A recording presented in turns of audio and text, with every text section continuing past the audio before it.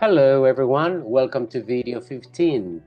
Today's video will be focused on the Dogme approach. And this is the controversial question today. Can we teach English without textbooks? Okay, so to begin with, imagine arriving at your English class and then the teacher, if you're a teacher, you tell your students, please put your textbook away. No course book, no PowerPoint, no grammar worksheets, no pre-planned activities. Would learning still happen, in your opinion? Or would the lesson become chaos? This is exactly the controversy behind the Dogme approach, one of the most provocative movements in language learning. So, today's competency, what I want you to apprehend and grasp from this video is by the end of this video, you will be able to understand alternative language teaching approaches, and you will be able to evaluate how conversation-driven learning can support language acquisition. Okay, so what if we remove all of these resources? No textbook, no apps, no PowerPoint, no artificial intelligence. In your opinion, and I want you to reflect on this question, would students still learn English? Well, probably most teachers may say, of course not. But some educators yet argue the opposite. Okay, they claim that real communication, not materials, is the true engine of language learning. If you believe so, if you agree with this statement, then welcome to Dogme. Okay, so what is the Dogme approach? For those of us who probably graduated before 2000, then most of these practices are practices that we implement almost intuitively in the classroom, or because we adhere to functional approaches or the so-called communicative competence. So the Dogme ELT movement was proposed by Scott Thunberg and then Luke Meddings around 2000. So its main principle is teaching should emerge from conversation. Okay, there's no, teaching and language learning does not derive from textbooks or from determined grammar sequences or predetermined grammar sequences, not from commercial materials. So the classroom becomes, by doing this, the classroom becomes learner-centered, conversation-driven, and language emergent. In some upcoming videos, we'll be talking about functional approaches and then task-based learning and then student-centered approaches and how to enhance those practices, the practices that are dear to these methods. So the famous Dogme principle here is, and I really agree with this, conversation is the curriculum. Okay, it's a controversial statement. Okay, so instead of teaching, for example, the past tense or the present tense, instead of having a clear grammar objective or aim in your lesson, the teacher usually begins with what happened during your weekend. Language emerges naturally, grammar appears naturally, vocabulary appears naturally, and then, of course, communication comes first. Okay? So, how does learning happen within the Dogme approach? Of course, there are some theories that back this approach up. Okay, the Dogme draws from several theories. You may be familiar with the social cultural theory by Vygotsky. Learning develops through interaction, and language is considered a language artifact. In the interactionist hypothesis, interaction promotes acquisition. There's also support from the output hypothesis and from the noticing hypothesis. So the students notice some gaps, and then they improve and go into the next stage to apprehend and learn the target language.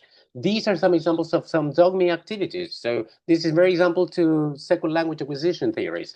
The student, for example, say, yesterday I go to the beach. The teacher then, yesterday you went to the beach. So the student notices go, went, and learning emerges naturally. Okay? Some examples of activities or specific concrete activities you can implement with your students in the classroom settings. Activity number 1, the question wall. The teacher asks, what is something that changed your life? Students discuss. Grammar emerges naturally, vocabulary emerges naturally, and the teacher focuses on keywords, grammar, aspects, phrases. The error correction is integrated spontaneously, but the teacher doesn't rely on textbooks. So you're not following pages 99 or pages 20 to 24. This is a second example, photo discussion. The teacher shows a picture and asks, what do you think happened before this picture was taken?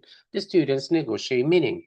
Activity 3, breaking news. You bring to your classroom, you break up a news headline, students discuss, the teacher collects emergent language, and based on that, you make notes and then you continue planning. For example, a classroom debate topic, should artificial intelligence replace homework? No textbook required, only meaningful communication. This is another activity that can be implemented, okay? Student stories. Students tell real experiences. The teacher builds the lesson around the language produced. These are just some examples of activities that you can implement and you will be adherent to the Dogme approach, okay? So, does research support Dogme? Research suggests that meaningful interaction promotes language development, for sure. Learner participation increases engagement, big time. Authentic communication enhances motivation. Emergent language often feels more relevant to learners because they notice the gap and they grasp the language and the chunks, expressions, phrases they need to convey ideas. However, and because of our context in Latin America, research also suggests that some students prefer structure. Okay, so age is quite important here. Okay, beginners may need more scaffolding, okay, and they need resources and they need some structure in the classroom. Teacher requires strong language awareness, okay, and most importantly, Dogme demands considerably teaching expertise, which means if you are a newly graduated EFL teacher and you've just graduated from your program, you may need a lot of experience so as to do this. Otherwise, you may be considered as an unprepared teacher who is actually improvising. Okay, so there is a fine line there between the Dogme approach. It doesn't mean that you are actually improvising. Okay, so the Dogme approach, and this is very important, does not mean no planning, no methodology, improvising everything. Dogme means prioritizing communication, listening carefully. There's also planning, okay, but it's not a pre-planned grammar lesson. It's a pre-planned topic for discussion to encourage communication. So, and of course, as an experienced teacher, you know the kind of emergent language that you will encounter in the classroom. So you probably bring examples and you probably anticipate the kind of errors students will be making. Listening carefully is quite important, teaching the language that emerges, and then giving students greater ownership of learning. Now, is this really applicable to Chilean classroom? I may say yes, but with some limitations or adaptations.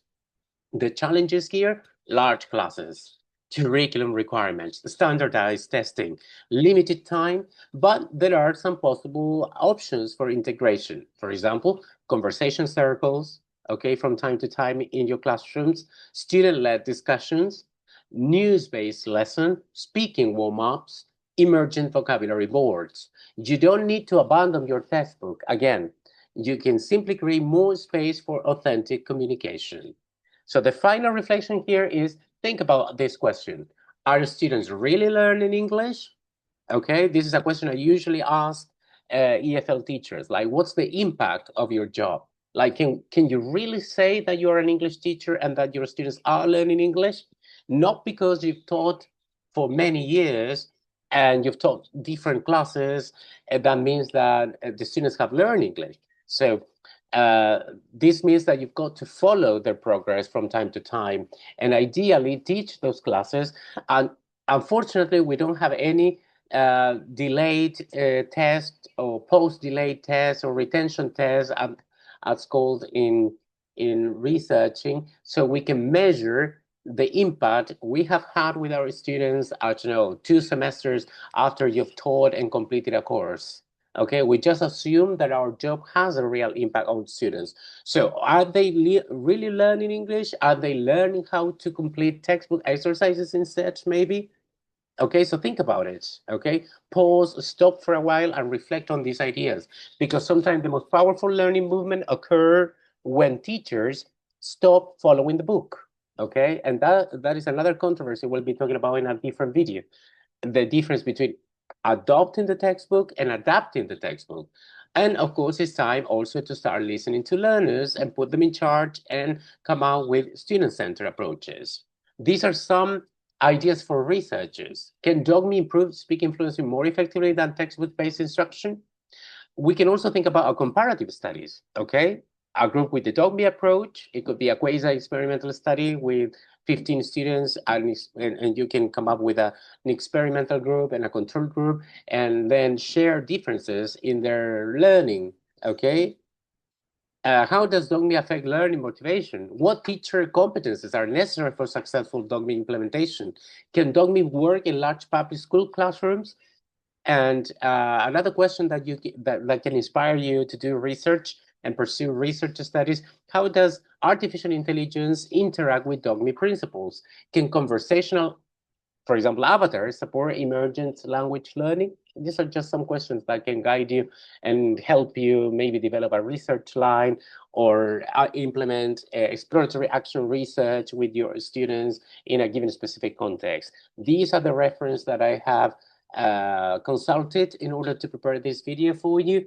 And then, of course, perhaps the question here is not whether the textbook is good or bad.